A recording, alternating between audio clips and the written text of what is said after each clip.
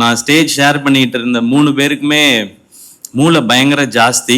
இந்த 4 பேர்ல எனக்கு தான் கொஞ்சம் கம்மின்னு நினைக்கிறேன். அதனால தான் ஆக்டரா இருக்க முடியுது.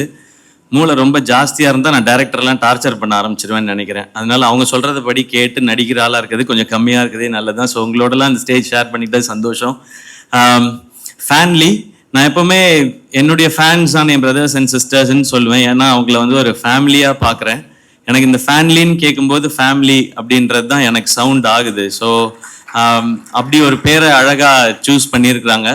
ஏன்னா எனக்கு எப்பவுமே மைண்ட்ல இருக்கிறது வந்து ஃபேன்ஸ் வந்து டிஸ்ட்ராக்ட் ஆகிடக்கூடாது, இல்லை அவங்க இது வந்து வேற எதுவும் அவங்க மைண்டுக்குள்ள திணிச்சிடக்கூடாதுன்றதுல நான் ரொம்ப ரொம்ப யோசிச்சுட்டே இருப்பேன். ஏன்னா எனக்கு வந்து நான் எப்படிப்பட்ட ஃபேன்ஸ் இருக்கணும்னு ஆசைப்படுறேன்னா, என்னை வர்ஷிப் பண்ற ஃபேன்ஸ் வேண்டாம். அவங்க வர்ஷிப் பண்ண வேண்டியது கடவுளையும் அவங்க அப்பா அம்மாவையும் தான்.